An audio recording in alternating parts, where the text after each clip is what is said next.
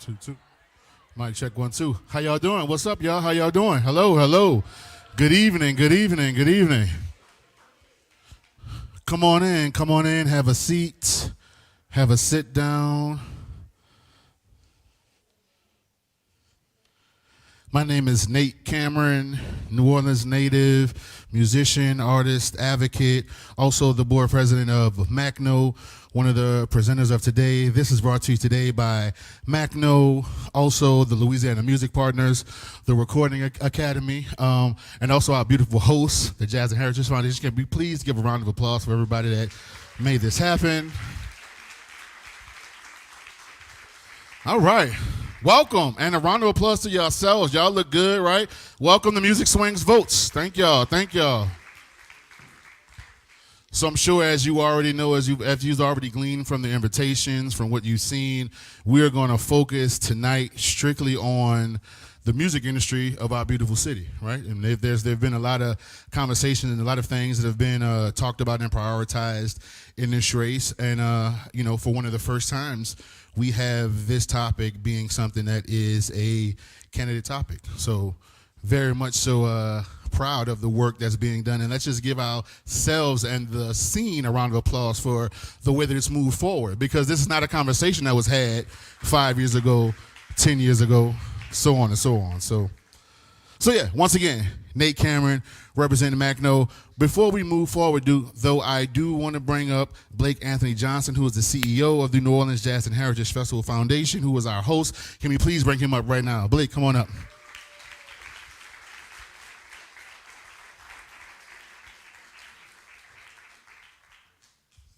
Good evening. We can do a little good evening. I love this. My name's Blake Anthony Johnson. I want to welcome you all to the George and Joyce Wein Jazz and Heritage Center. My name, as he said, is Blake Anthony Johnson, and the mission of the foundation is to promote and preserve the music, culture, and heritage of communities here in Louisiana. We bring this mission to life year-round through our programs, festivals, and other civic, cultural, economic, and educational activities. Speaking of economic activities, you guys are familiar with one of the flagships, Jazz Fest. Jazz Fest is one of the largest economic engines in Louisiana, generating over $500 million in economic impact, with hundreds of millions in direct and secondary spending, with nearly $50 million in state and local tax revenue. But Jazz Fest and our many other festivals, programs, and initiatives are more than just an economic engine. They are a civic force, as art has always been political. To create is to challenge boundaries. Through music, artists reimagine worlds, question the status quo, and shine a light on truths that cannot be ignored. Every act of self-expression is a statement about identity, dignity, and humanity. New Orleans is and has always been a global city. As the former chair of the Department of Cultural Affairs for the city of Chicago and World Business, Chicago's sister cities, I've traveled the world with the conviction that cities, especially global cities, need global perspectives. And I've seen firsthand how cultural capital, when fully harnessed, creates more than entertainment, but reinvests directly in people and communities, building opportunity and strengthening our collective future. So that's why tonight matters. As we approach an election, we must be clear about what the creative industries mean for New Orleans, not only as entertainment, but as a tool to influence the social determinants of health that shape a stronger, more vibrant city. At the New Orleans Jazz and Heritage Festival and Foundation, this is also to our commitment. And we know we're just one piece of a much larger team and movement, one that's represented here in this very room. But to both new and familiar faces, I invite you to learn more about what we do at jazzandheritage.org. And I also look forward to seeing many of you this weekend at our Crescent City Blues and Barbecue Festival at Lafayette Square. And my gratitude really does go out to all of our partners and collaborators and the candidates who made tonight possible. And again, to all of you for being here and engaging in this important conversation. So please enjoy tonight's program, and thank you again. Thank you again, Blake Anthony. Thank you. To the staff, everybody's been always so helpful here. So again, just to give everybody a clear picture of the three partners of this, taking it from the macro to the micro, we have international music organization, the Recording Academy, and then we have a statewide music organization, which is the Louisiana Music Partners, which is a new org of music businesses throughout the state, and then Macno, obviously talking about things from the city. So that's how we're kind of taking it from the macro to the micro to just give you some ideas of how we're going to format some things. So, a couple of ground rules. This is a curated conversation. We are going to remain respectful of the candidates and respectful of everybody here who's here to hear. So we ask that nobody blurt anything out. If there's anything that you want to get to the candidate, we have people at the front desk who can give you contact information for the candidates. The candidates have also been offered to hang out after as well. So if they choose to do so, you can talk to them then, but we're going to keep this respectful. We're going to keep this curated, and we're going to move this thing forward together like we have been. All right? Everybody good with that? All right, cool. All right, so all good. Now, the format, this is a different format that we try to do. You know, we're going to have each candidate up here individually. Each candidate is going to have 30 minutes, and we'll have myself, and I'll introduce my other two co-moderators from each organization, but we will each have 10 minutes to represent each organization, which you can see on the back of your pamphlets to learn more about each org. These beautiful pamphlets here, you can learn more about each org here, but essentially each org will have 10 minutes to have a conversation, ask questions from their org's vantage point with each candidate, just to kind of give you a little rundown. And of course, we didn't have infinite time and infinite resource, so we are doing this today with the top 3 polling candidates, and I do have my timekeeper right here in the front who's going to help us to keep time right here, who's also my beautiful wife. Yep. Yeah. All right, so, yeah, get that round of applause. Oh, yeah. Oh, yeah. It's hard being married and being a musician in New Orleans. Check that divorce rate. All right, but anyway, so it's going to be fun. It's going to be fun. We're not going to be stale up in here. All right. So we're going to move this thing along. I'm going to bring up my 2 co-moderators. These are 2 people that I have been blessed to work with. But before I do that, actually, there's something important I need to do before I do that. I want to bring up Kate Duncan from Loyola, because what we have going on here that is very dope is that this is being streamed, and it's being streamed and produced by students from Loyola. So I want to bring Kate Duncan up here to talk about her folks. Shout out to Kate. She's going to tell you more about what they got going and all those awesome kids. Music and Theater Professions, one of 2 schools under the House of Communication and Music and Media, the College of Music and Media. So we are excited. We are having all of these students working with us right now because under that college, we are storytellers, but we are also teaching students to harness the power of their creative IP. We're teaching them how to navigate the industry. I call it professional degree training. I always say, I'm going to give you that 360-degree look at the creative industry so that our students are doubly prepared to walk out into the world. And so I want to shout out, we do have Albert DuPont back there in the live streaming studio. We have 2 students here with us doing that. And we have our wonderful stage manager, Anaya Anderson. And they were ready to do that work, which is incredible and a blessing for us.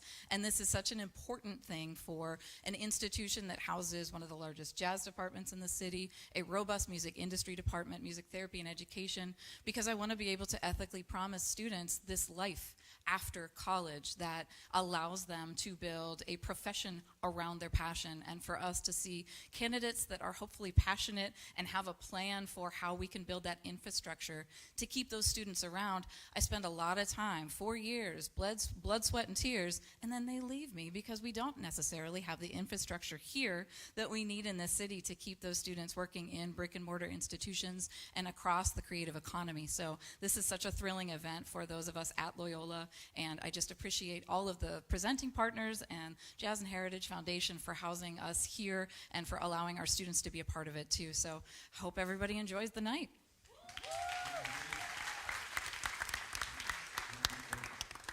So I'm going to invite my co-moderators up here to introduce themselves and the orgs they represent. I want to bring up Ashley Shabankare and Tim Cabell. Come on up. Come on up.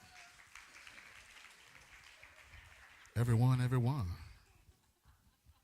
Some mics here. So the way we're going to do this is obviously we're going to sit here, and then we'll have the candidates come here, conversational, light, but real, right? So please introduce yourselves, good people.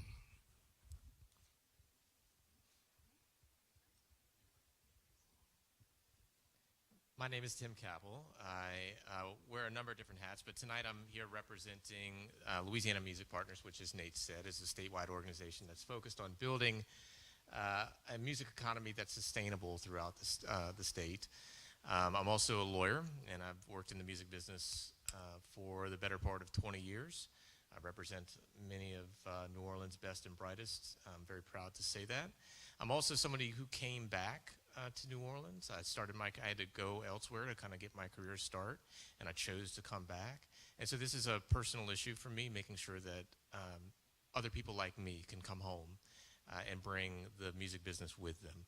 So, and I'm also the current chapter president of the Recording Academy, of which we have one of our national trustees here. So I'll let Ashley introduce herself.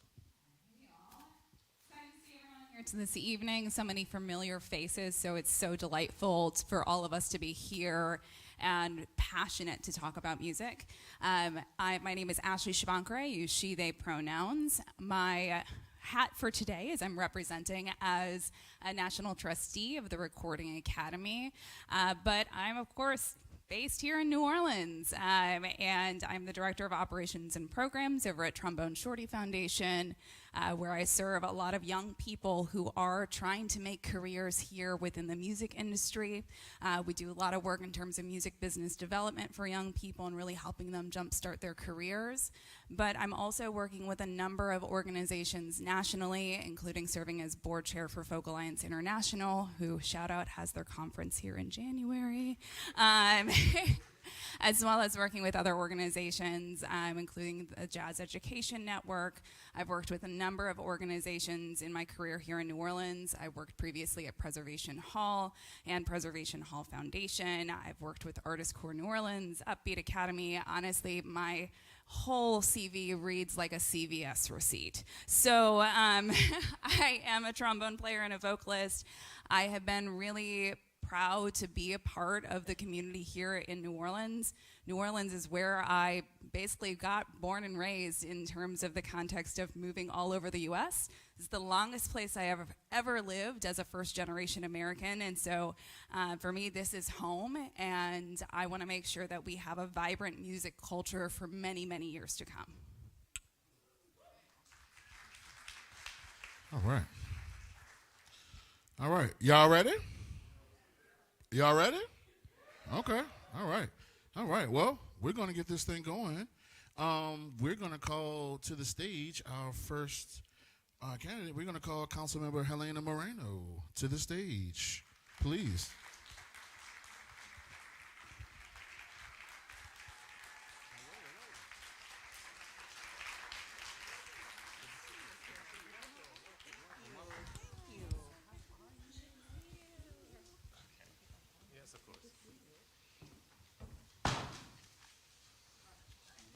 All right, welcome. How you doing? I'm doing great. Busy week, huh? A busy week. It's funny. Y'all offered me water. I was like, can I have a Diet Coke? You'll have a little caffeine, you know? Good to be with y'all tonight. Thank you. Appreciate you. Tim, we're going to get started with you. Yeah, absolutely. All right. Thank you for being with us. Of We course. appreciate it. The first question is about branding. Austin has claimed the mantle of the live music capital of the world, and Nashville calls itself the Music City. Whether or not we agree with those characterizations, what do you think the brand of New Orleans should be? How can we use it as a calling card to further develop the music industry here? Well, I'll say this. I mean, clearly the city of New Orleans, what we are known for is really our culture, the history of our city. And when it comes to music, it's obviously jazz, but there's just so much of richness and culture here. I think when I look at Nashville and I look at some of the other cities, I think of kind of like more of a newer kind of thing. I think that there's just so much more substance right here in the city of New Orleans, so much more depth. And so I think branding us around being that more, that deeper, that more substantive, that richer, that, thick roux gumbo type of place is kind of how I would envision figuring out a path to brand us that way. But I'll say this, you got to give it to Nashville for the way that they've been able to brand their city.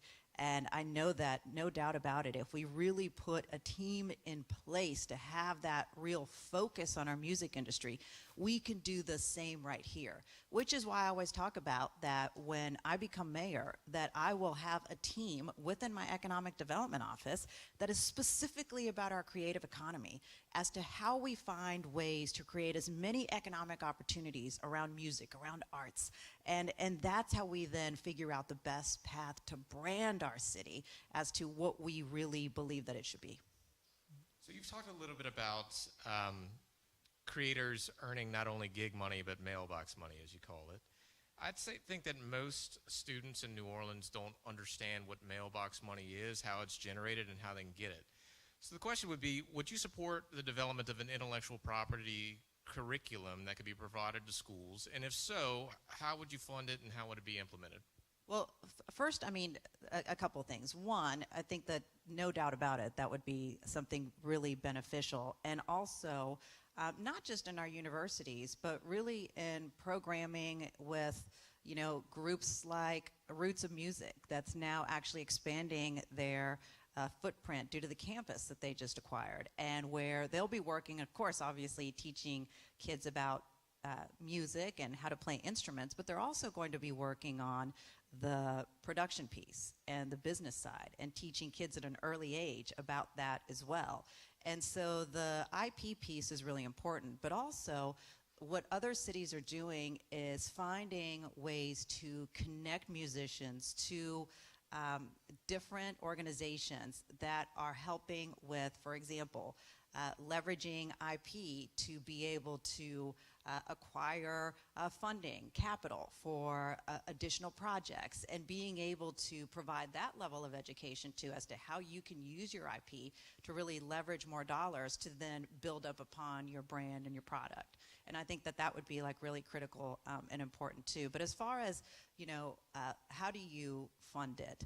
We in the City Council created a $7 million culture and recreation fund.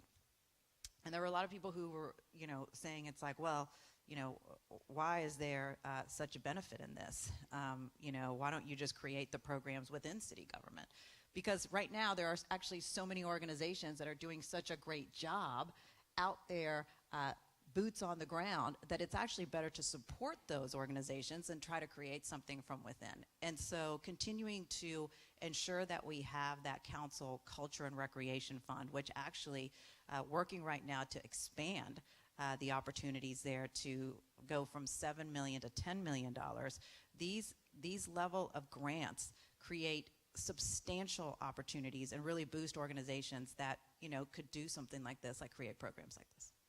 I will say, you know, I think as somebody who's been in the city a long time and seen the nonprofit organization structure, they have their place. I'm here tonight representing the Louisiana Music Partners, which is an organization that is focused on music businesses, for-profit businesses, people who, like myself, are trying to make a living, trying to pay the mortgage, put kids through school in the music business. We had the governor veto some legislation, some quality music jobs legislation this past legislative session, which sought to attract and maintain the music businesses that are in the city. What do you think that you can do as mayor and in your administration to offset some of the losses that we're going to see because of that veto? I'll say this. I mean, I think what we need to really look at is the level of focus that the city needs to have on the music industry.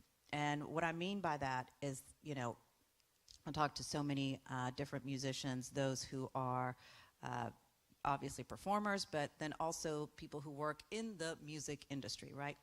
And what they tell me as far as the musicians, they tell me that, look, Helena, here in the city of New Orleans, there are great talented people, and there are opportunities, but really our opportunities are ultimately capped to a festival circuit.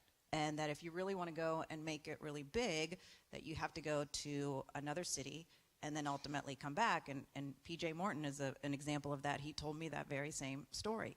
And so what musicians, performers tell me, and also those who are in the music industry, is that we really have to grow the production and recording piece. And that is the key critical piece that we have to figure out a path to grow. And so, one, ensuring that we have the tax credit program and ensuring that that remains on the state level is critical. But then having an office within my administration that specifically focuses on our creative economy and how we can grow the business aspect of the music industry is a priority of mine and something that I'll certainly, amplify and push forward. But we also have to bring you all into the conversation because I don't have all the answers. I'm not in the music industry. And that's why I also want to create a commission under the mayor's office of music industry leaders to guide the city as to what is needed and what is necessary to grow. When I, once again, talking about PJ, when I had lunch with PJ and he had very specific questions for me about how to grow the music industry here in New Orleans, he's like, what are you going to do about this? And what are you going to do about this? And what are you going to do about this? I kind of turned it around and I said, what do you need? What do you suggest the city should be doing to really grow the industry? And so I think what's going to be really important is for us to have this commission and have this constant dialogue, and that's how we can really provide the opportunities necessary. Well, I think one thing that, the City Hall has made filming in the city quite easy. From a, dedicated office, special permitting powers, the state tax credit still exists for that, although, not at the city. But, music has never really gotten the same treatment at the city level.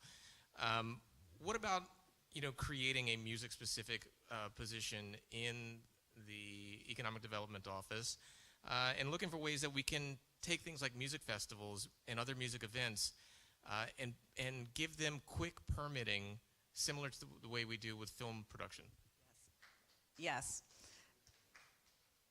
And look, let's just be very clear. When it comes to permitting, we have many challenges. I think everyone understands that the Department of Safety and Permits is beyond broken, and doing whatever possible to create easy permits has to be done by the next mayor, which is why, one, I'll start with completely revamping the Department of Safety and Permits. But you're right. I thought Carol Morton did an amazing job when she ran the film office, and I'm proud to have her as a supporter and as a volunteer on my campaign.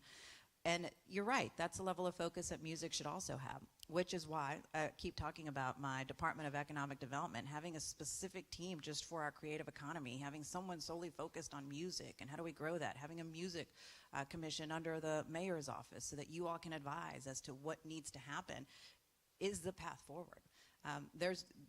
We're only going to continue to just talk about what Nashville is able to do and what we're not unless we have that real focus and that real energy and those real people in place to get it done. Because let's face it, you all see the numbers when it comes to population loss here in the city of New Orleans, and many of the people who are leaving the city of New Orleans are musicians. How many of you all actually know someone who is in the music industry, a musician who's left the city?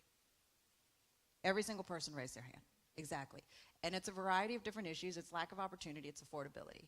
And so those are the issues that we also have to focus in on so closely and so carefully so that we can keep our talented people here.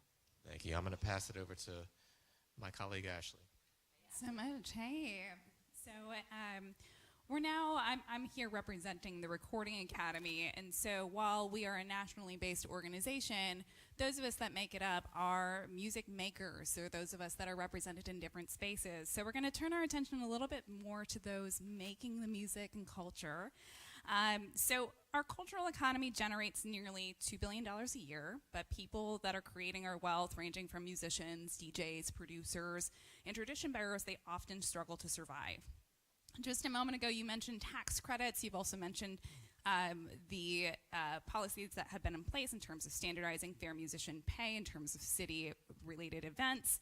But I want to hear a little bit more about how your administration will reform city funding and permitting systems so that our cultural workers will actually benefit economically, not just symbolically. So, sorry, I like to write down parts of the questions so that I can make sure to answer all of them. So you're right. So let's start first on the wages piece, and you mentioned my legislation that I had worked closely with MACNO on, and we mirrored it after what the city of Austin had recently put in place. And this legislation that we unanimously moved forward through the city council, which I led, says that anytime that the city of New Orleans, meaning city government, is going to hire a musician, they have to be paid $200 an hour per musician. And we did this, obviously, because it was important for the city to be able to pay these high wages, particularly since the airport was like at like way low basement type of wages, which was really embarrassing. But we also did this so that we could set the tone for what we wanted to see in the city. So the next step has to be really a strong marketing piece to say, this is what we expect for musicians to be paid here in the city of New Orleans by the private sector, by anyone having events, by the tourists coming in, anyone who's having your wedding, whatever you're having, your conference, this is what we expect you to be paid. Because we have musicians who are working and having gigs at 1 o'clock in the morning, and the setup and the performance and everything else, and it's like, and they're walking out of there with $150. And so we have to start setting the tone that if we're really going to promote and say we're about culture and say we're about music, well, then we have to show our artists the respect they deserve by paying them what they are worth. And so thank you.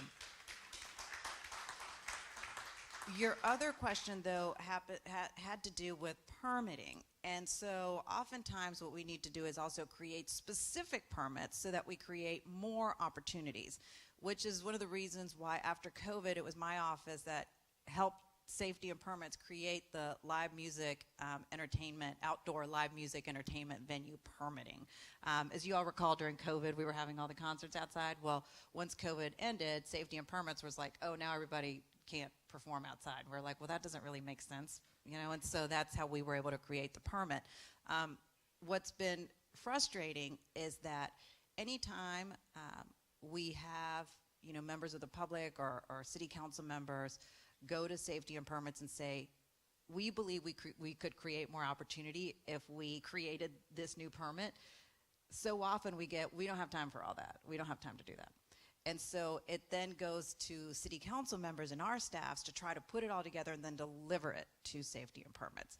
That's why, once again, I know I keep talking about my economic development office, but this is how important this is.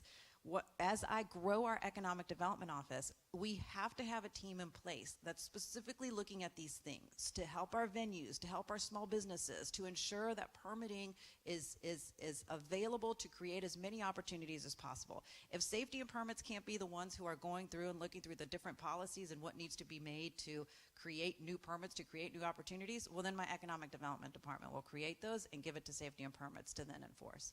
But that's how we have to think. We have to think outside the box. We have to constantly think, how can we create more opportunity instead of just saying no? Because so often it's like, no, it can't be done. No, you can't get your permit on time. No, it's going to be hard. And we have to totally reverse the thinking and say, let me figure out the path. Let's figure out a path to get it done and figure out a path for you to have that opportunity. Thank you so much. You know, that actually is a perfect kind of segue into one of the questions that I had for you.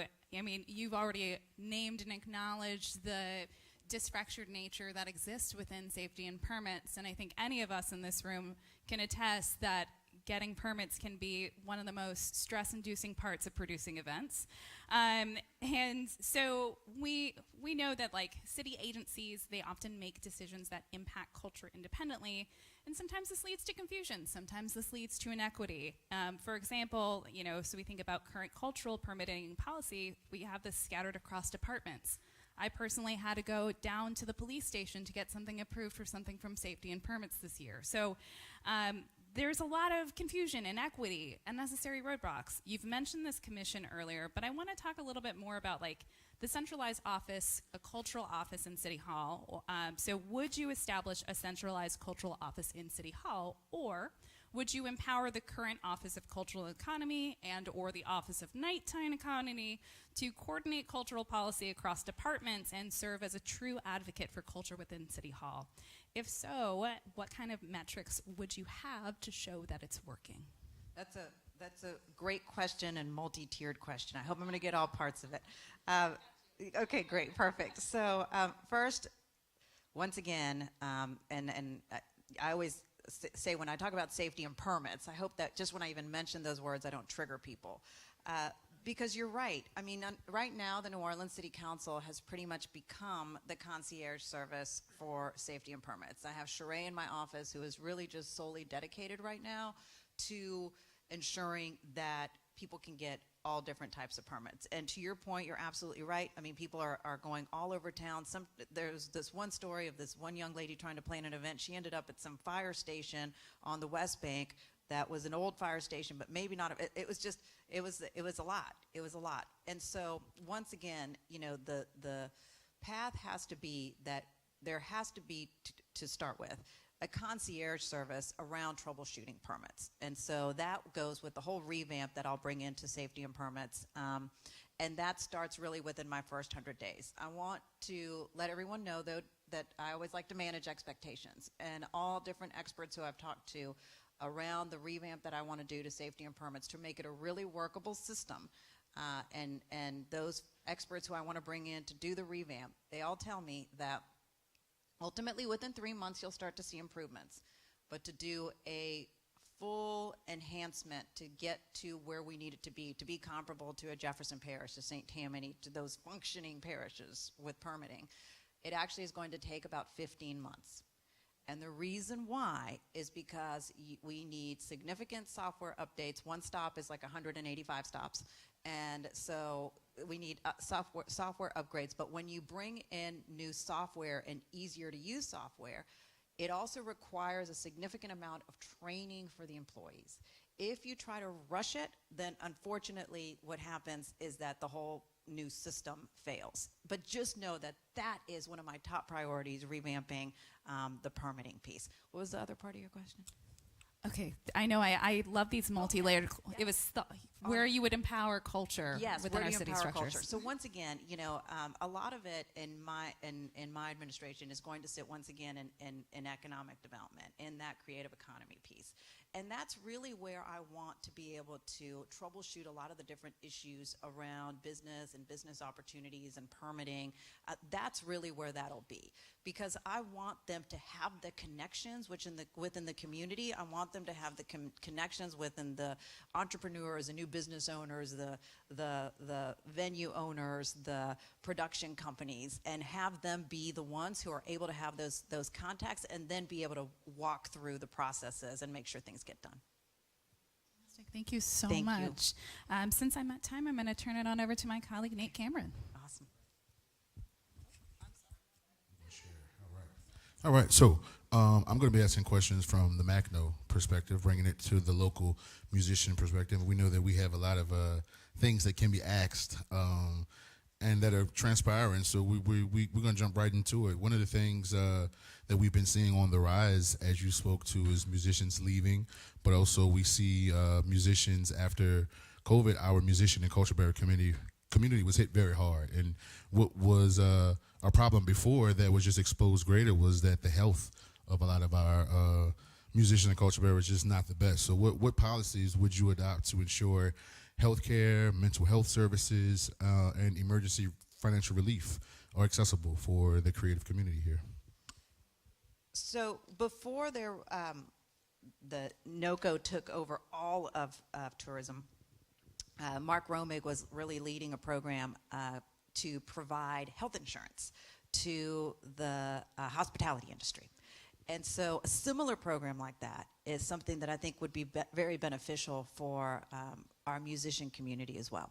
I mean, once again, you know, we talk about the affordability piece and the wage piece, and I want to thank everyone at Macno. I mean, you, Ethan, you all were really amazing in moving forward that wage ordinance that was a good moment for us in New Orleans, and it's certainly making a difference for those musicians who are getting paid by the city, but we have to push it forward, and that has to be the next step on the wages, pushing it forward.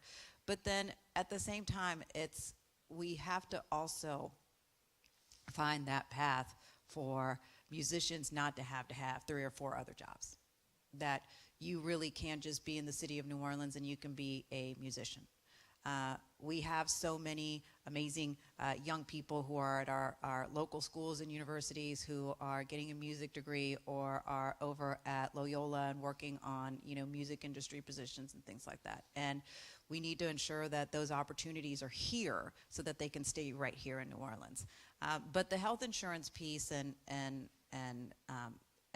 having that access is key.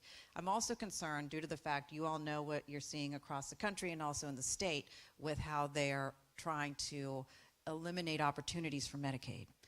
When I was in the state legislature, I fought hard to ensure that there was Medicaid expansion. John Bell Edwards, at the time when he was governor, I was one of the legislators he sent up to Washington, D.C. to figure out the best ways to do expansion. So that was a key major move here in the state of Louisiana. If we start to roll that back, as we're starting to see our state legislature try to do, that'll have a very direct impact on our musicians here in our city and really the people as a whole here in the city of New Orleans. Thank you for that. Appreciate it. So something that you talked about is a great segue. Something that you talked about, and that's something that I also see a lot, is that housing is a very huge issue. We have musicians who can't afford to live in the neighborhoods that they grew up in because we're a very neighborhood-based culture. So what are some things that you are looking to do for to prevent the displacement of the creative community? When it comes to affordable housing, there's several things. One, obviously we have to increase our stock. And you talked about Austin earlier. And one of the things that Austin did to increase its stock is they started to repurpose city-owned public buildings that the city was no longer utilizing. And they were able to work with third parties to create affordable units in some of these properties. We have a total opportunity to do that. I think we have about 80 buildings, structures right now that the city owns that are not being utilized. And then we have like several hundred parcels of land that the city isn't utilizing. So to really be able to leverage those properties would be key. That's why I always keep talking about taking our city-owned parcels and turning those to the New Orleans Building Corporation, which is the group that handles complex real estate deals for the city of New Orleans, and have them really focus in on putting them back out to commerce with the priority of it being affordable housing. But then the other piece too is ensuring that we keep people housed. One of the major initiatives that I led, this was 2 or 3 years ago, and we continue to fund it to this day, is right to counsel regarding evictions. And this really started during COVID. Do you all remember all the evictions that were occurring during COVID? And during that time, unfortunately, many of the renters did not have the ability to hire attorneys. And so they were, after COVID ended, they were just getting kicked out of their apartments. So that is when the city council stepped up and started to provide funding so that everyone would have access to an attorney and be able to fight an eviction. And so continuing right to counsel from me and my administration is very important, even though, I saw the budget proposal for this upcoming session, and there's been a complete reduction in right to counsel, which as a city council member, I'm going to add the money back in. But the other piece too is the insurance. And I plan on having an office for insurance justice. And some people say, look, the city can't do anything about property insurance. Like, what are y'all going to do? It's like, well, actually, I think that we can do a lot. I think that we can do a lot when it comes to figuring out the right policies. Can we figure out a path to potentially do a type of property tax, partial tax abatement for anyone trying to get a fortified roof? What policies can we put together to have a real strategy to go to Baton Rouge around fortified roofs that could potentially not just help the city of New Orleans, but help us as a state, coordinating with other cities?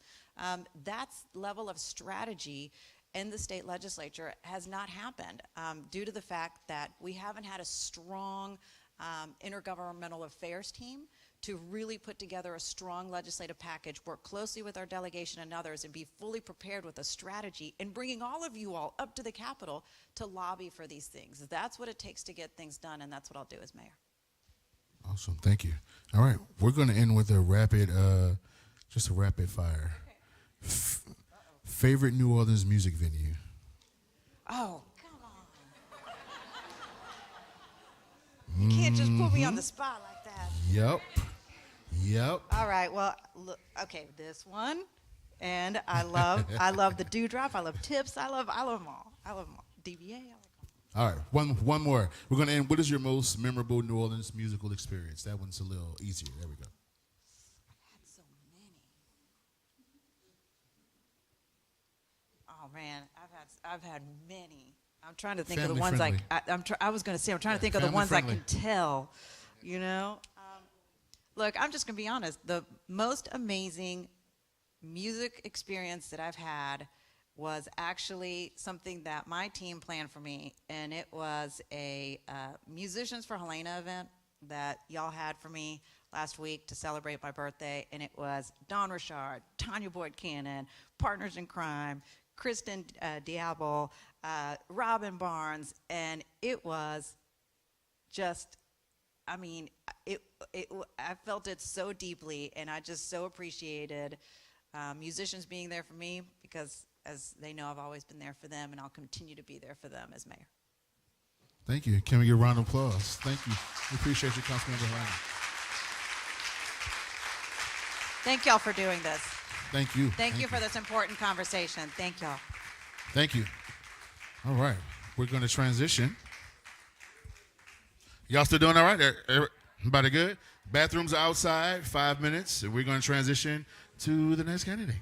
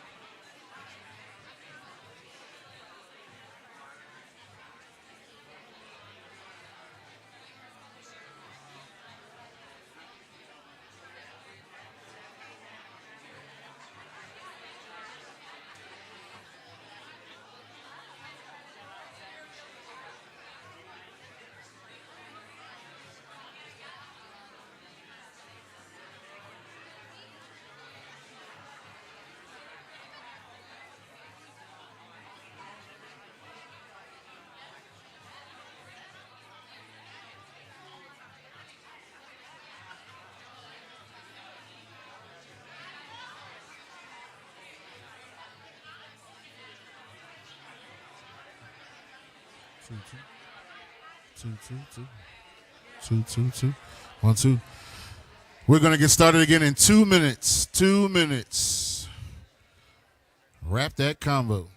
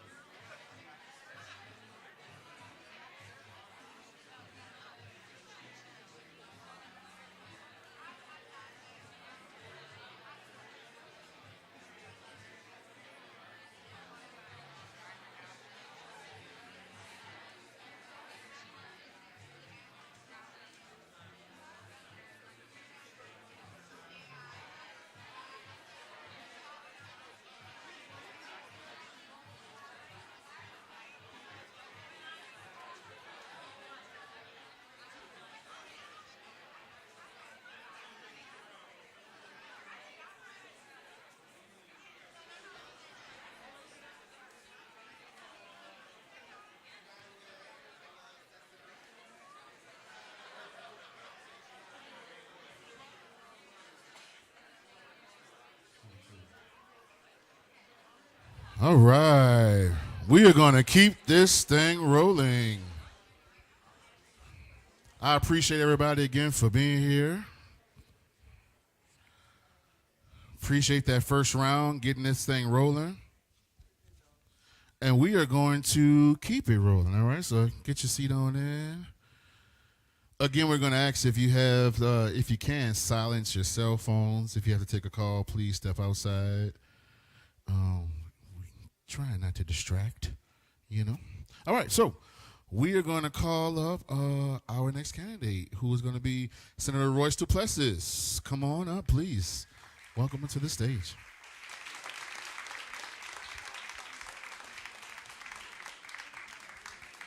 All right, keep it going for him.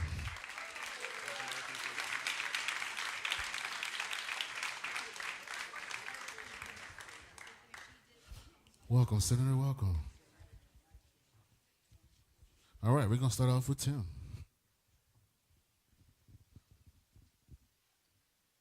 So I want to start off talking a little bit about missed opportunities.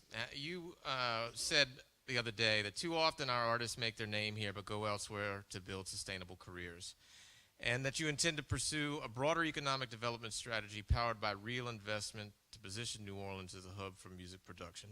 What do you mean by a hub for music production, and why do you think it's important to develop our music industry economy?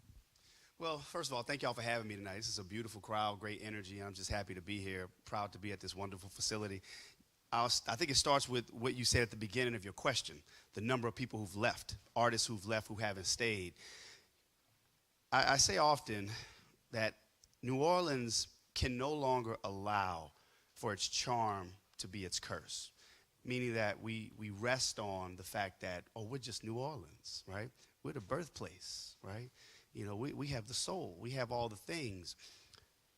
If it's not paying the bills, if it's not dealing with the business, then it's not going to work, right? So that's what I mean when the question being about missed opportunities and ensuring that we go beyond the feeling. And it's about understanding that we're always going to be New Orleans, but we won't always be New Orleans if we can't take that feeling and that fun, but also marry it with function and making sure the city is operating in the way that can sustain, not just attract. Maybe let's take a little time travel here. So let's say it's, the year is, we're in the late 90s, early 2000s, and Master P is getting... You were going to say Master P and Cash Money. Because when you said late, I was thinking the 99 and the 2000. Yeah. I'm just saying, I immediately went to Cash Money and No Limit. Right. So I'm just saying. So, Master P, left and went to Baton Rouge. Cash Money, post Katrina, set up shop in Miami, weren't able to make it back. If you had been mayor at that time, what would be some of the conversations that you could have with them about getting them to reconsider? Sure. So just to frame it properly, Master P started in Richmond, California.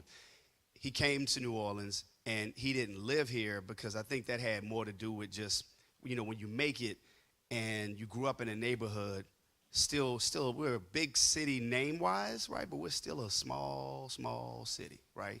And when you've reached that level of success and fortune, and as they say, you're a hood superstar at this point, it's hard to live in that same community just because of some of the things you're trying to stay away from. So I think that was a large part of why P set up his operation in Baton Rouge. And I think in large part why Baby and Slim took it down to Miami. But what I would say is let's look at what Atlanta did, right?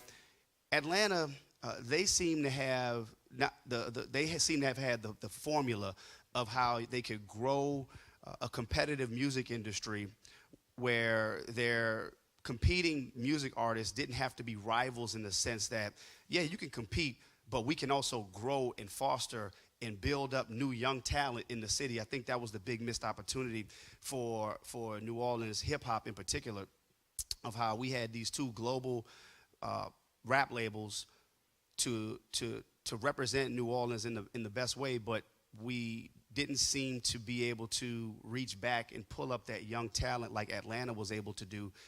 I think in Atlanta, you had like Patchwork Studios and other places where they were doing heavy recording there. So people would go to Atlanta to record LaFace Records and other successful record businesses that were really, they planted the flag there. And again, I wasn't part of any of their organizations, but huge missed opportunity. If we could have just, if I was mayor at the time, tried to find a way to say, look, y'all, let's sit down, let's figure out a way where we have the imprint and the actual recordings that happen in New Orleans, where we're attracting other people to come and record their music in New Orleans. And at the same time, we're giving an opportunity for that young talent in New Orleans to be bred up under these legends. So let's talk about the next cash money. We recently had our governor veto a quality jobs initiative that sought to attract and keep music businesses in this state. What do you think the city can do in order to try and, from an incentive standpoint, take the place of some of the things that the governor vetoed? Yeah, so currently working in the legislature, I was really upset when I saw that bill get vetoed. Made no sense at all. It was everybody voted for it. It was common sense legislation, and I think right now what we're seeing across the country, but certainly here in the state of Louisiana, New Orleans has to be creative in responding to things like we saw that took place on that, because our industry, the music industry in New Orleans, would have benefited from that. So we get creative. We come up with our own incentive packages, and whatever we didn't get on the state level, we find a way to do it at the local level. And I think the beautiful thing about the city of New Orleans is that we generally agree on these issues. We're not having some of the same philosophical debates or fights that we're having along party lines. And this was a bipartisan bill, right? So still no good logic there. Even when I read the veto message, it didn't quite add up, because we see incentives given for a lot of other things and a whole lot of giveaway programs that don't benefit the population that they were supposed to or intended to benefit. So I think that's where cities like New Orleans have to lean in and come up with their own program that would have mirrored what we did at the state level. So there is a thought that clustering music businesses together, clustering artists together, music production businesses together can help build a community. You see this happening in Memphis, you see it happening in London, you see it happening in Colorado. Is there an opportunity to centralize and incentivize the New Orleans music business and New Orleans music makers into something like a crosstown arts center in Memphis, which houses a number of different recording studios, but also music businesses, also houses artists at reduced rates, provides them with quality housing. Do you see an opportunity for that in New Orleans? And where might you do it? Is there a city-owned property that you think fits the bill? Well, I see nothing but opportunity when I look at New Orleans. It's nothing but opportunity. So the answer is absolutely yes. What specific building? I work with the industry. I work with business leaders and music industry leaders to figure that out. But there are so many opportunities right here, right now, that are within our grasp. And before I go down the dangerous road of throwing a possible piece of property out there, there are some that come to mind that actually aren't very far from where I'm sitting at, where we're sitting at right now. Like really not far at all, right down the street. Does it begin with an M and end in an auditorium? But with that said, on the clustering front, I think that's some of what we saw in Atlanta. And again, there, Memphis, and I think some of that's happening and even in Nashville. But the mayor's office can be a leader and a convener of working with artists, working with label executives, working with real estate investors to rally and promote. That's what it takes. It's like really promoting the ecosystem at the end of the day. It won't all be relying upon city incentives and a city program as much as it will be about getting the temperature right and getting everybody to buy into the vision that, look, this is New Orleans, right? If we don't have the opportunity in New Orleans, then where do we have it? But we have to be serious about not just the music and not just the culture and the feeling, but also the business of the music and the business of the culture.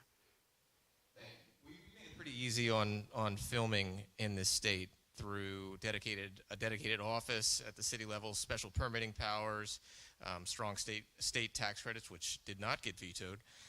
And I think a lot of us feel like music has never gotten the same treatment when it comes to permitting. Would you support a similar office in the Office of Economic Development that could look to fast-track permits for music festivals and other music events? Yeah, so the film tax credits did get limited. They didn't get repealed as the threat was there, and it continues to be threatened. But yes, the answer is absolutely. So with respect to permitting for one-off events or annual festivals that we know are coming, I was talking to somebody the other day, a local vendor, someone who does great work. He has an idea for a new festival and is intimidated by the thought of what he will have to go through at City Hall to get this. And as a city that literally thrives on festivals, that doesn't connect. Where what we do festivals. That's what we do. But to not have a dedicated, streamlined program with predictability is something that we have to address with urgency.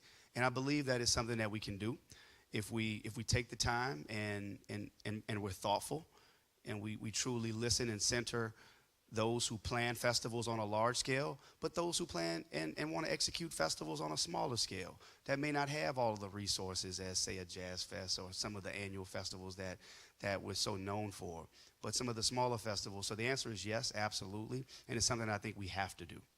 Thank you. I'm going to pass it over to my colleague, Ashley, to keep it going. We're going. Nope. Okay. What's happening? Okay. I just don't feel like pushing buttons. It felt more fun to comically change 3 microphones in a row. So I am turning our attention more to. I'm representing the Recording Academy and those who are making the music and culture. And so this is thinking about, as you already mentioned, making sure that we're no longer allowing for New Orleans charm to be its curse. You've already alluded to Atlanta in terms of its work in fostering young talent. And as we think about our own local cultural economy, we're generating nearly $2 billion a year, but the people that are creating that wealth, ranging from musicians and DJs and producers and culture bearers, they often struggle to survive. So my question for you is how your administration will reform our city funding structures and also looking towards our larger cultural economy so that our cultural workers can actually benefit economically and not symbolically. So on the first part of the question, you spoke to something that really strikes at the heart of so many New Orleanians, how what we generate, what we create, be it through just culture and how people fall in love with the city of New Orleans, even through revenue, so much gets extracted from the city but it doesn't get put back in the city. And this is historical. This just didn't happen yesterday. I was proud back in 2019. I got to the legislature in 2018. I was proud back in 2019 where we worked with the mayor's office, with the then governor. We all worked together with tourism and hospitality to increase the fair share that the city of New Orleans received for the tax dollars that we generate as a city to go back into the cultural economy as well as to infrastructure, sewage and water board specifically. But that fight is not over. We have to go back, and we got to push harder for an even higher increase in terms of revenue that we get back to the city, because that strikes at the heart of every New Orleanian knows and understands that we deserve more as a city in terms of what we generate. The second part of your question, I actually forgot. Can you repeat it? It's okay. I'm really good at having ADHD rants. So I was asking how you would reform structures so that folks are actually benefiting. Yeah. So that's one part from a large kind of wholesale restructuring. But one of the things that I believe you're working on based on what you just described to me is, look, intellectual property is a huge component of this, and helping artists ensure that their talent is protected, their work product is protected, so that they benefit for what they create. And I will be an advocate working with all nonprofits and whatever agencies are out there to ensure that artists are getting the proper education, the proper resources, to make sure that what they create is actually protected, because that's a huge issue as well. And I know that there are a lot of organizations that are working to do that.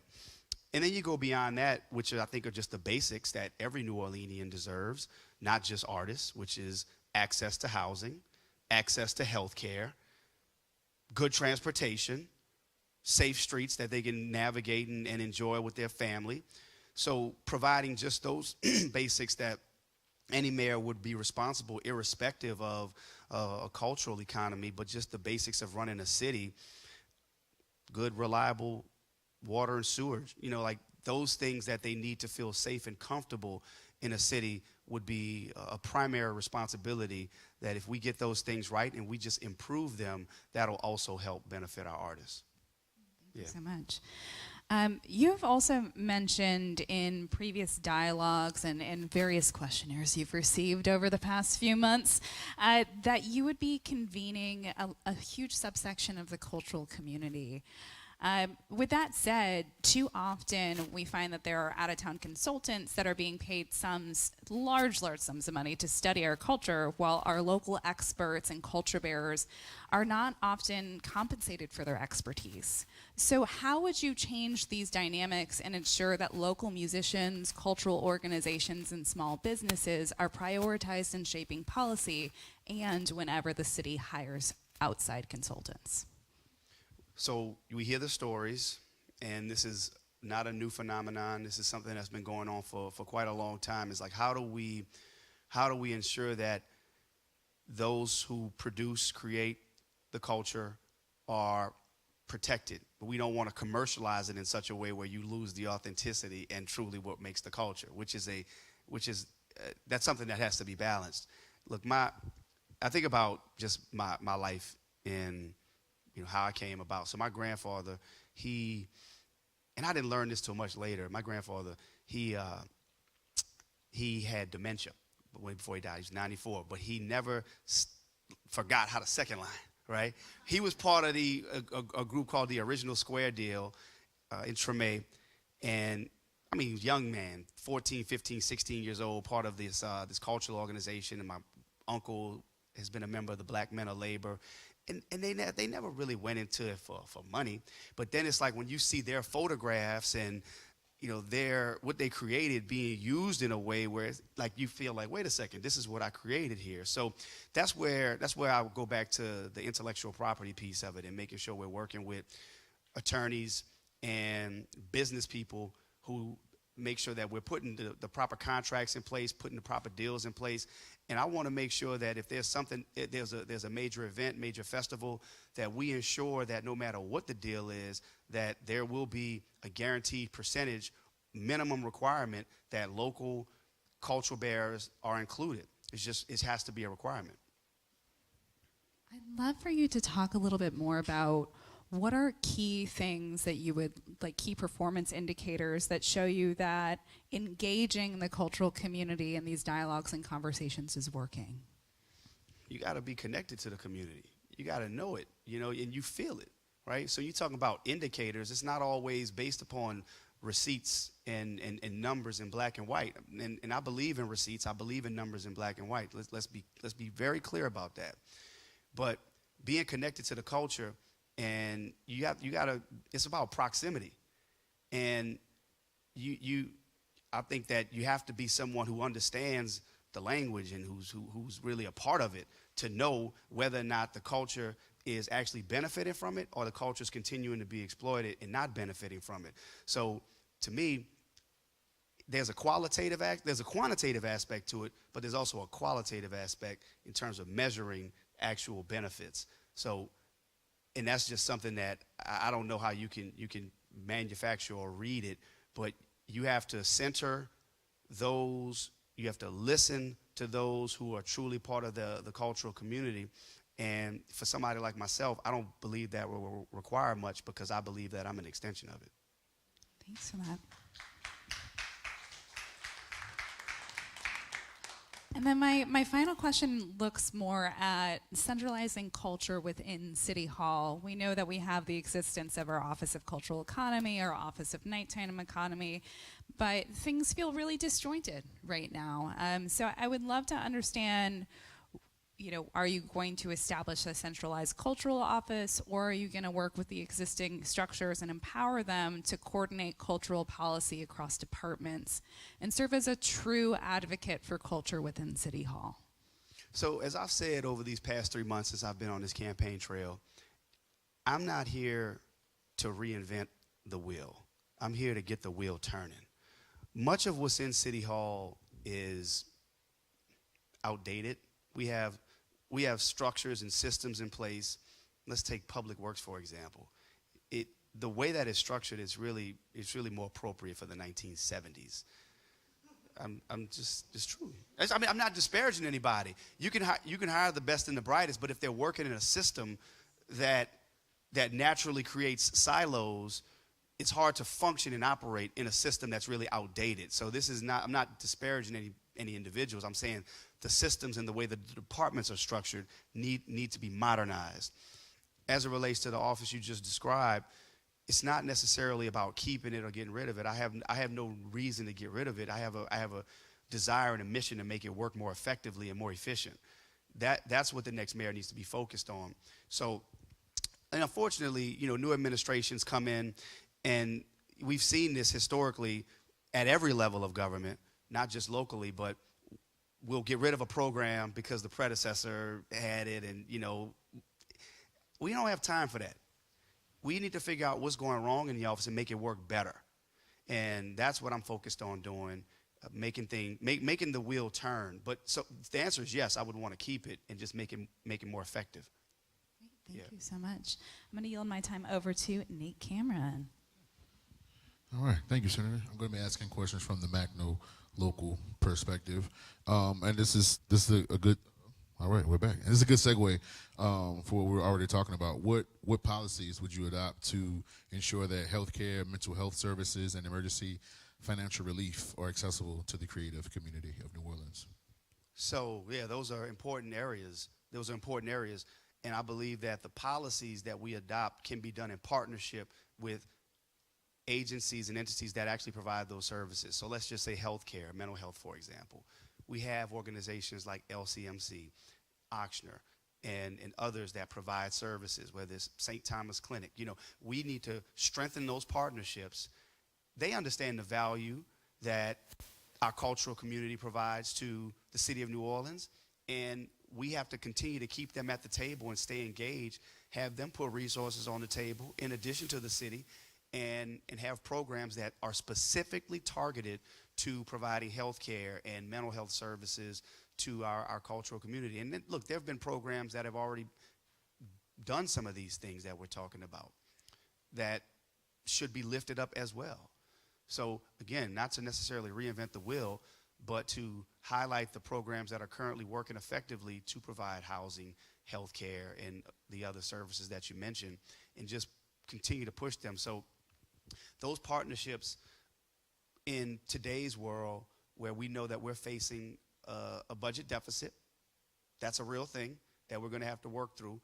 We're going to have to work with the philanthropic community, get them to pitch in. We're going to have to work with the business community. They're going to have to pitch in. And we work collectively to lift up those who actually make New Orleans what it is.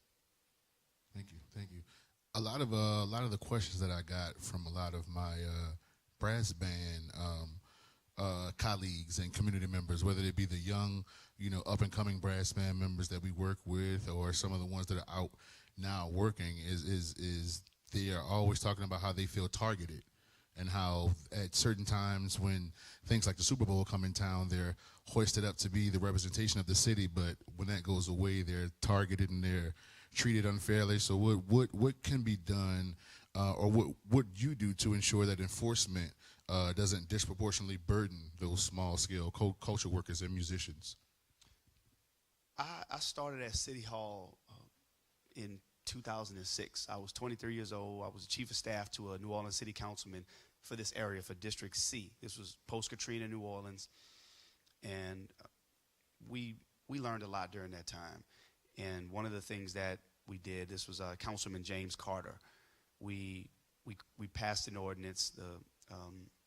This was the Mardi Gras Indian culture ambassador. I forget the full name of the ordinance, but the whole idea was to create better relationships between the Mascan Indian community and the New Orleans Police Department, to make sure that they were properly respected, there was good communication systems in place.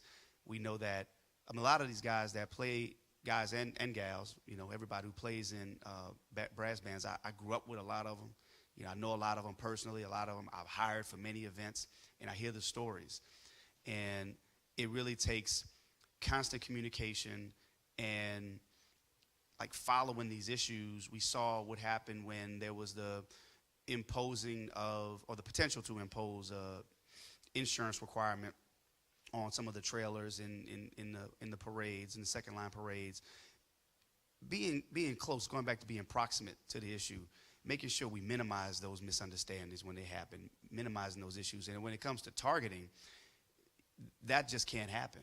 That's just unacceptable.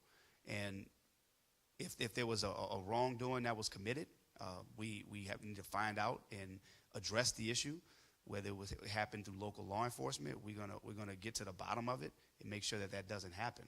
But I think, again, it goes back to being proximate to the community, having the relationships with those who are who provide those services, who are members of those brass band organizations and clubs and bands, and they speak to me and I speak to them, and working with NOPD to ensure that whatever policy, if it was NOPD, when you talk about targeting, that's what you didn't specify in your question, but making sure that they're not targeted.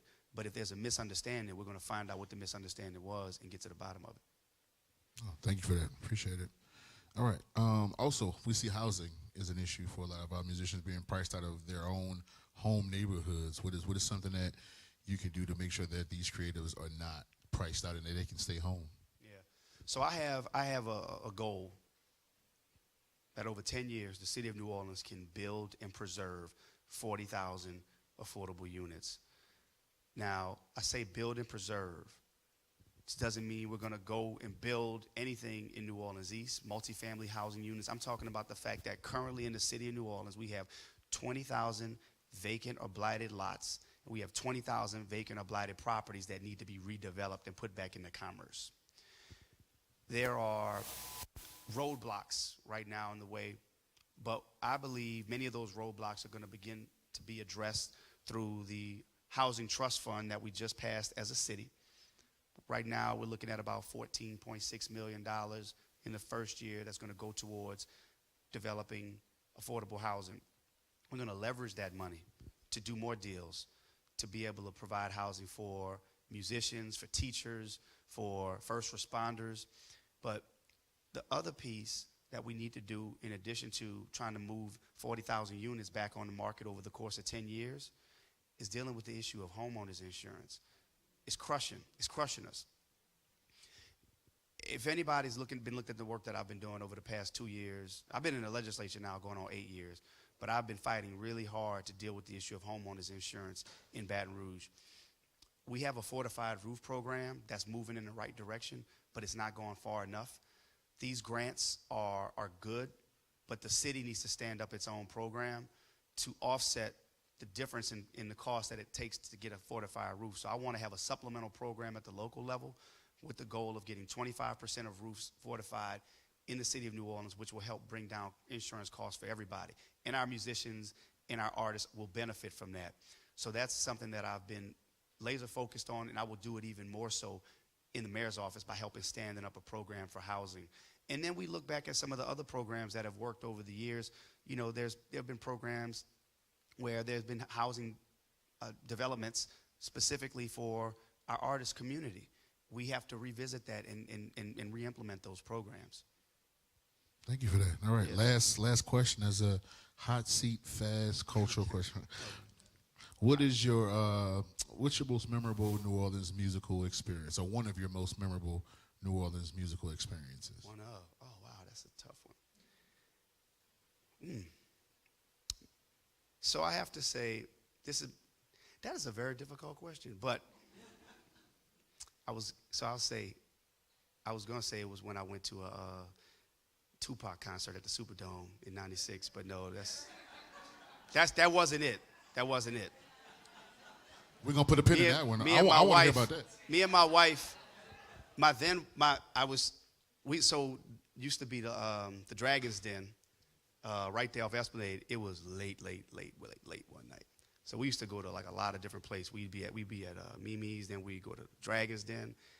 It was really late, and so we had just started hanging out, and it was a real special time. It was a special time at the Dragon's Den. Yeah, it was a whole lot going on that night.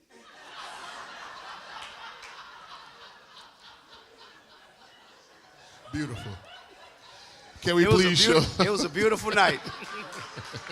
You don't have to go. Thank you, Senator. Appreciate you.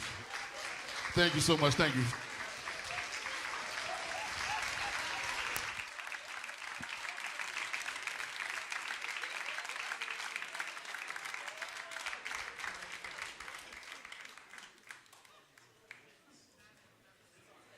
We're going to take 5 minutes, mingle, talk, and then we'll be back with Councilman Oliver Thomas.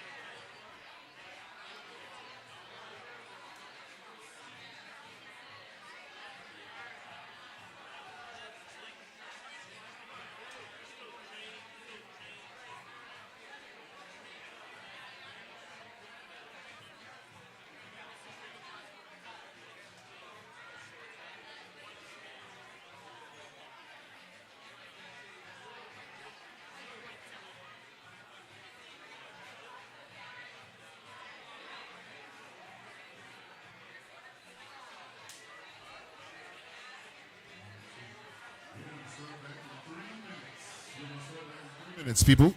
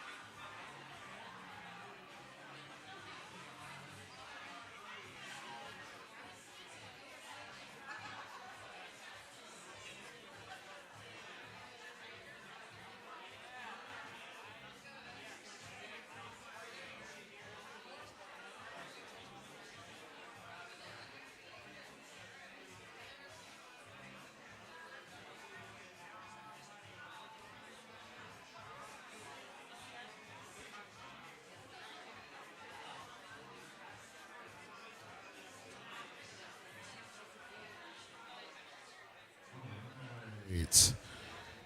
How we doing? We still doing all right? Still good? All right. Beautiful. All right. We're going to keep this train rolling. We're going to keep this train rolling. Yeah. Chugga, chugga, choo, choo. The, the crazy train. All right. So we're going to bring up our third candidate. Can we please show some love to Councilmember Oliver Thomas?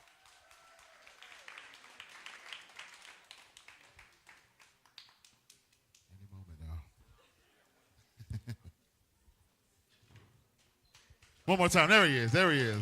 Councilmember Oliver Thomas. How are you? Come on up.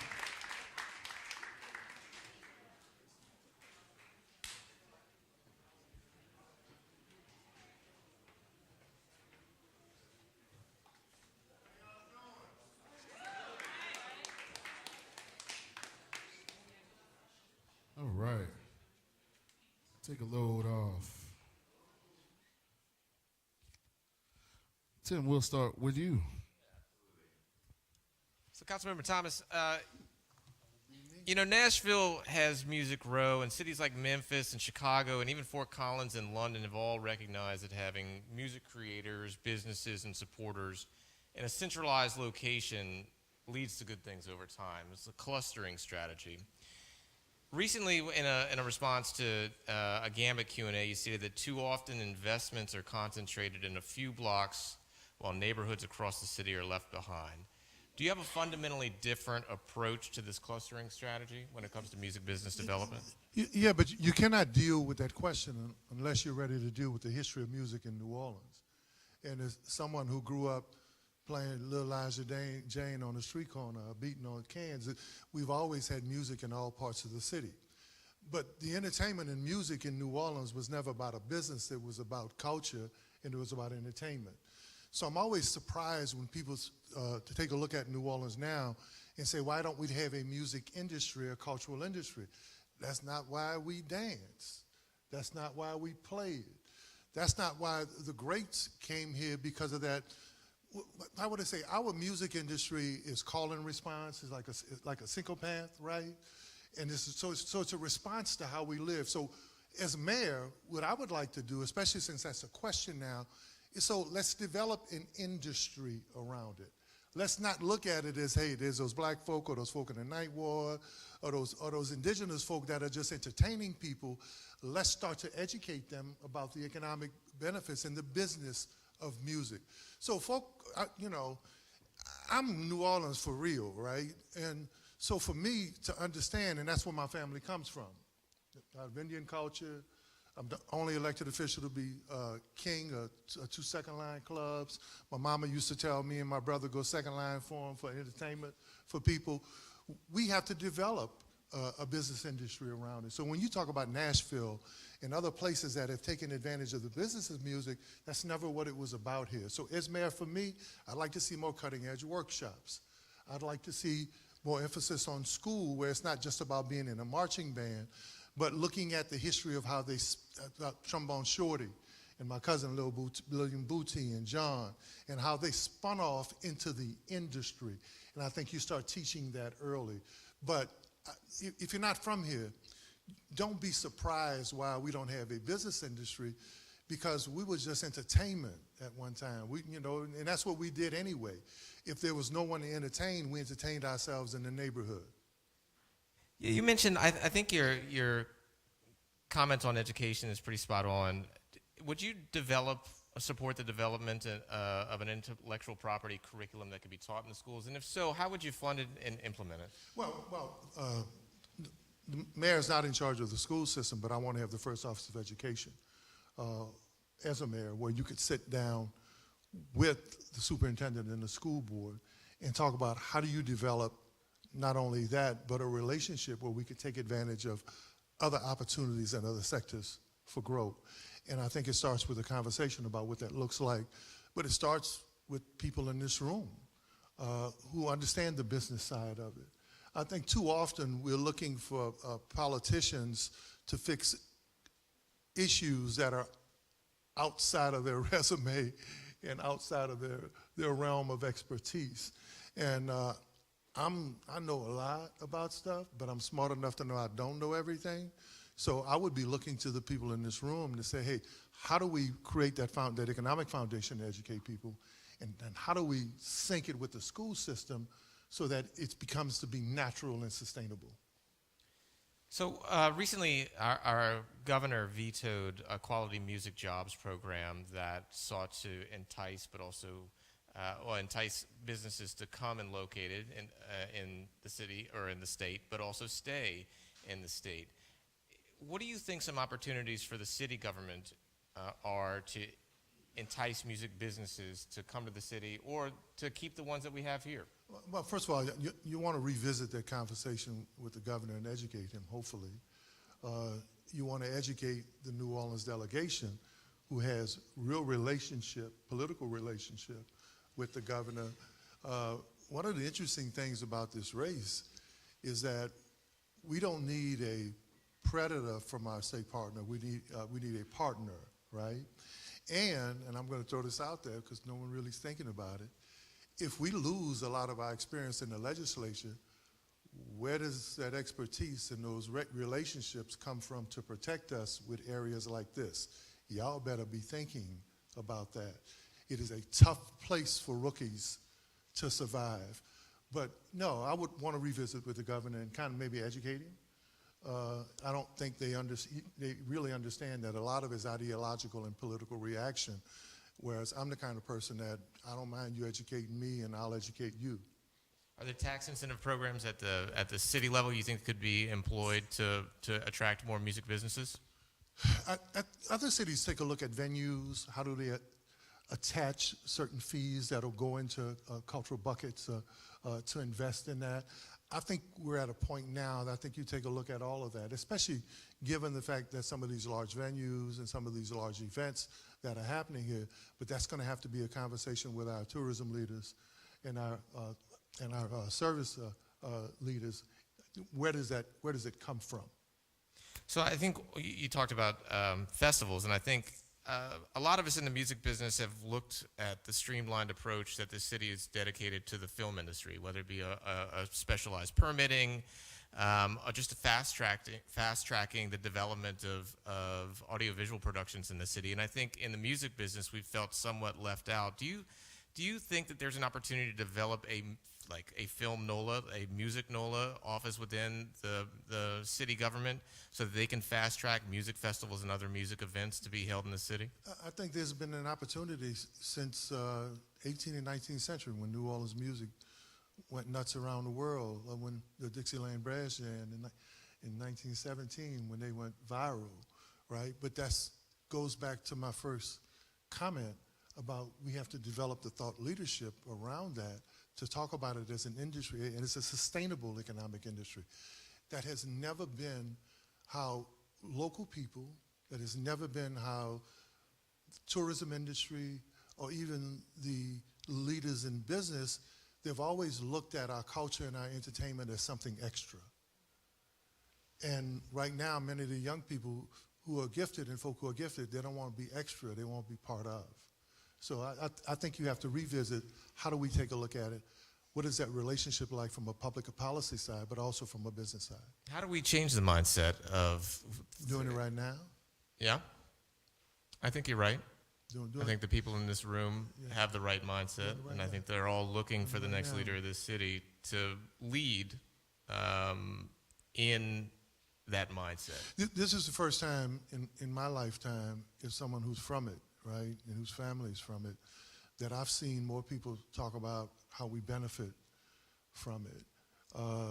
And I don't want to say that it's part of even our ignorance if we're from here, but we never had a problem dancing for you, playing for you, performing for you, as long as we got a few coins and you got some joy. Well, I think now the time is over because we want you to get some joy, but we want some money now too. I think that's right. I think we can all attest to that in this room. Y'all definitely need to agree with that. Like a poet, like a poetry show, you know. What are some of the growth areas that you see? And this is my last question before I pass it off. What do you think the biggest opportunity for growth is in the music industry and the music economy? Expanding the footprint, which I think everything has been delivered by the river, French Quarter, downtown, certain venues. But Ray Charles went to Rip Roberts and the Dewdrop Inn. Miss Mercedes down in the Lower Ninth Ward and the Little Rum Boogie and the Hot Spot. There were venues too in the early 1900s in places where those black entertainers went to play before they came downtown. So why don't we revisit that? Because a lot of our talent comes from those neighborhoods anyway. And so let's revisit those communities. Thank you. Appreciate that. I'm going to pass it off to my colleague, Ashley, now. Here I am. Oh, great. Thank you so much. So I am representing the Recording Academy, and of course, as a musician here in New Orleans, I really appreciated the acknowledgement that you just had that our city didn't start out expecting to be a music industry. Just starting with that caveat there. But we also have to acknowledge that our cultural economy has been generating nearly $2 billion a year. And we have so many musicians and folks that are creating that wealth, ranging from musicians or DJs, producers, culture bearers, often struggling to survive. So I'd love to hear a little bit more about how your administration will reform economic development, whether that be city funding or permitting systems, so that our cultural workers can really economically benefit. I mean, the cultural grants were a step in the right direction, especially since we don't have an industry yet where it kind of helps feed off itself and sustains itself. I used to host a Good Morning show on WBOK, right? Well, I worked for an engineering and design firm for the 9 years, And by the way, I was out of office for 14 years. I've been elected 3 years, 9 months this time, and I came back to see a whole lot of stuff I didn't recognize. But I used to have Walter Harris, who's my cousin, on the show to talk about why don't musicians and artists have special parking places and spaces? Because if they get crossways with the city, then that parking ticket or paying to park could actually be most of what they made. Why aren't there special badges that allow them to move around and perform at different venues where you don't have city hasslers, right, harassing them? Why doesn't the city promote more events, especially fashion? And then while on the front end, one of the things that me and Walt used to talk about a lot was that it would be nice if that when the mayor met with Essence or met with a new festival or met with a new event, that someone from this community would be in that initial meeting on the front end to talk about how you create opportunity, because we have a lot of very successful events here where you may never ever see a local artist or a local band or local musicians. Especially and with conventions. Conventions, you know, some will bring 25, 30,000 people, and if there's a meeting on the front end, then you could determine who and how people participate.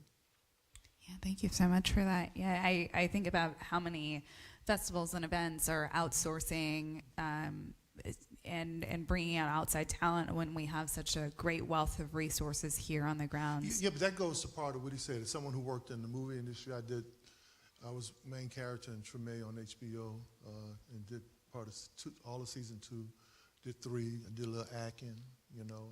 I wrote one of the city's most successful stage plays, sold out 13 straight nights. The movie industry is treated differently, as if they have a right, because of their union, to have their people participate on the front end. We need to take a look at all of the folk who represent the music industry the same way. I really appreciate that note about making sure that musicians are represented in that same way. I know that you had mentioned in past questionnaires, in the many months that you've gotten all these questionnaires about strengthening. 91 of them, yeah. Oh, that's a lot of them. That's a lot of questionnaires. You had mentioned strengthening the Office of Cultural Economy / Office of Nighttime Economy. And I'd love to understand a little bit more about how you would strengthen these departments to support music in particular, recognizing there is such a strong foothold in film. Yeah, nothing against the people who worked in those areas, because that was a step in the right direction. When you hear me talk about a city that works for everyone, you know, I even have other people adopting my slogan, right? But when I say that folk won't have a seat at the table, you're going to be part of building the new table, then I think when you talk about specialized efforts like this, you don't just have a politician who appoints some people because they have a political relationship. You have to be real specific about appointing some expertise, right? Industry knowledge, understanding what a cultural economy really is, not just a cultural office, and how does it sustain itself from one political regime to the next.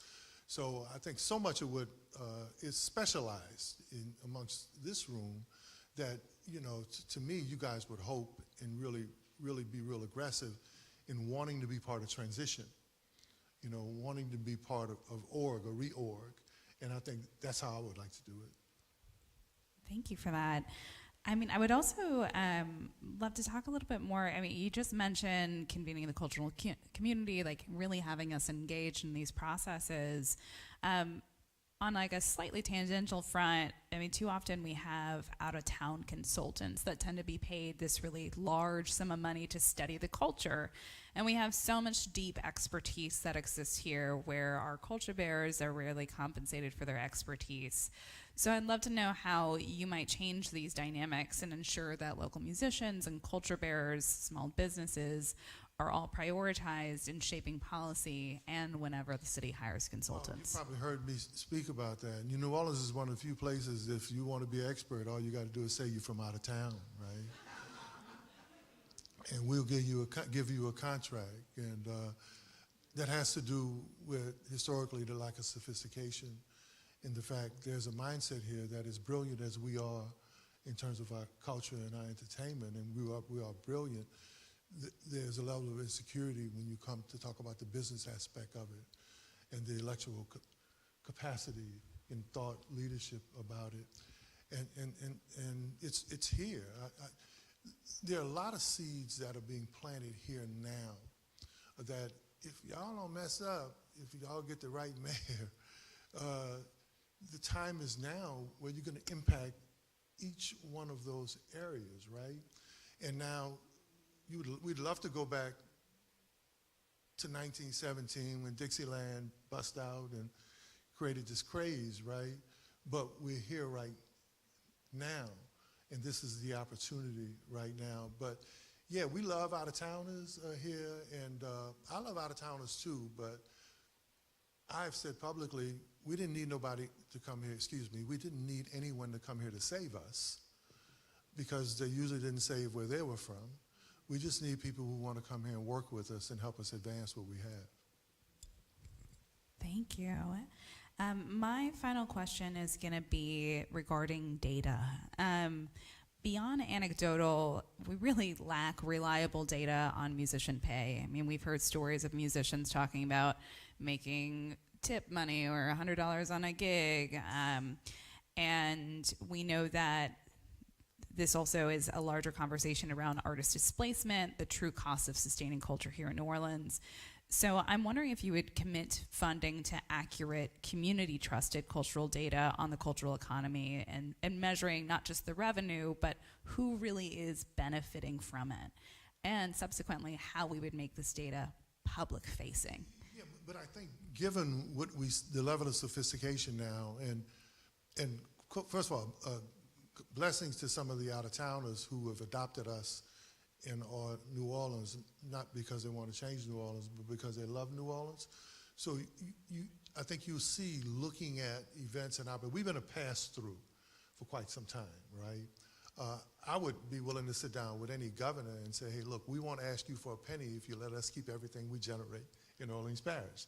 None of them ever wanted to fall for that.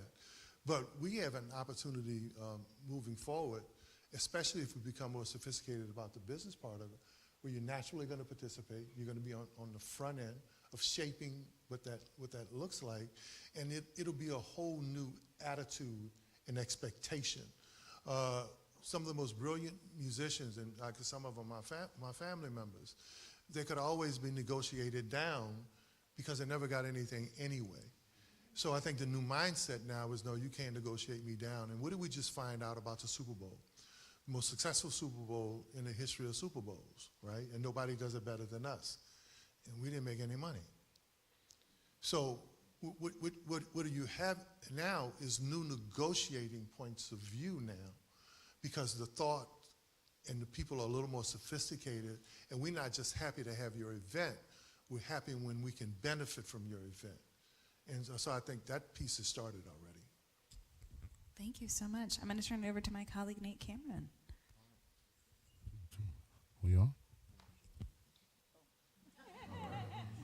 I'll be asking questions from Macno, from a local musician standpoint. So it's a perfect segue because you mentioned the Super Bowl, and a lot of musicians I've talked to felt as though Super Bowl is a good example for how they got a lot of good opportunities from a lot of things that came from out of town, but that's not how they live normally, and they feel as though they were exploited and put on a pedestal to be seen then and then kind of discarded otherwise. And so we've seen the health of our musicians and our culture bearers decline in mass mental health. So what policies and programs would you put into place to ensure that our creative community is taken care of? Yeah, man, I would love to get in the room and talk about how musicians are part of creating their own festivals and their own opportunity, even if it's also to support a major event, right? Because what happens, if we're part of it and we're playing and we're entertaining, people are going to come from that event, but they come in and see what's going on with New Orleans musicians and New Orleans artists. So I think you're in an age now where not just negotiating on the front end with festivals for opportunity, but creating your own venues where you can determine how much you charge, how much you pay, and who's part of, from setting up the chairs to cleaning up to the engineering that has to go along with it. I think that those are the opportunities. Look, we're in an age of disaster capitalism, right? And I tell folk, read Dr. Naomi Klein's book, The Shock Doctrine, right? There's a group of people in the world now who have figured out how to do better while we do worse. And so that goes from market forces to capitalism to all facets of how we deal with money in the world today. So I think it's incumbent upon people, especially who have expertise, to start developing their own lanes and their own opportunities about how much of that market share, how much of that dollar that they grab and put in their pockets. That's the new world economy if you're going to survive. Thank you for that. So one of the things also I think that we see is that housing has been a big issue for our musicians and our culture bearers. So what can be, I mean, we're in a housing crisis and certain sectors are hit harder. We know that musicians are one of those sectors. What would you do as mayor to combat that? I would actually do a little of what was done before. When you study New Orleans population, 615,000 people in the early 60s to declining, white flight, political upheaval, the isms, 400, 500,000. From 94 to about 2002 was one of the most successful periods when you talk about growth, right? Especially amongst your indigenous population, your largest population, African Americans. Home ownership went over 41% for the first time in a long time. Well, it wasn't rocket science. It were housing experts that worked with former Mayor Mark Moria to develop programs where folks had opportunities where city to city turned property into opportunity. And they didn't sit on their inventory. They worked with people like Ross Pacio and Lauren Anderson and Robert Thomas and others to say, hey, dispense of this, right? So now the city has numerous pieces of property. The school board's sitting on a bunch of property. Let's go back to that model, but with a 21st century spin at how we're looking at redefining what affordable housing is now. And that has to be in education. Affordable housing isn't like how I grew up or where we grew up. Affordable housing right now is that MBA, that young engineer, that law student, that person who has a job. But I think that's going to take an education and a partnership of combining what was with what is and unloading inventory that public bodies own so that they could be developed. And OTforus.com was my plan. I was the first person who talked about that. And my number was 10,000 would be an easy one to reach. Thank you for that. Appreciate that. So one of the questions that my young Lions, my young brass band musicians often ask me, those that particularly play in the French Quarter, they feel as though the enforcement on them is different and that they're often targeted. But they're often seen as those that are pushing our culture forward, so they play an important role. What would you do to make sure that enforcement isn't unfair for them? Yeah, but that's a problem, and I've spoken publicly about that. You know, New Orleans has always been a hustle economy, right? We've never had Wall Street, major markets, and when the oil companies collapsed and when they went to Houston and Texas, then we really had a hustle economy, right? The Frozen Cup lady up the street from me, where I grew up in the Lower Ninth Ward, she sent her kids to private school off the Frozen Cup. The grill man at the second line, my little cousin, right, he was able to make enough money. So there are people who complain about that now. I think the next level of sophistication has to be is how do we not punish that person because they're not part of the mainstream economy? How do we permit them? Because the craziest thing in the world I see now is when we do a second line, and I was king of the Treme Sidewalk Steppers, my wife was a queen. We had a second line, and you coming out giving parking tickets and giving people tickets, you know. But that's how, if I wouldn't have played ball in college, that's how I would have been able to go to school. And so I don't understand this move to punish that part of New Orleans economy because it's been around for 198 years. Thank you for that. Last question is hot seat rapid fire. What is your favorite New Orleans musical experience, or one of? Y'all not gonna believe this, but the New Orleans review that Hot Boy Ronald did a year ago over at the Jazz Market, it was fire. And it was a lot of New Orleans musicians that maybe people wouldn't know about. And, you know, it was one of the, I ask Ronald all the time, I say, man, why don't you do that again, right? Because if you don't know him, he's really a brilliant musician and really plays a lot of instruments. That was one of the most fire things. And it was packed, but most people didn't know about it. Yeah, like my auntie would say, I liked it that. Thank you. We want to thank you for your time. We want to thank you for your answers. We appreciate you. Please let's show love to Councilmember Thomas. Thank you. Thank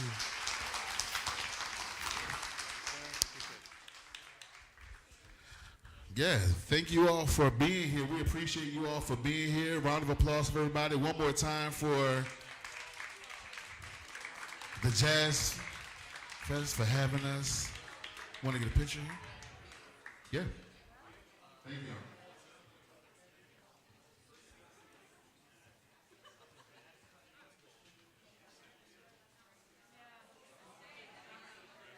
All right, thank y'all once again. We want to again thank our sponsors, the Louisiana Music Partners, the Recording Academy, Macno. Thank y'all.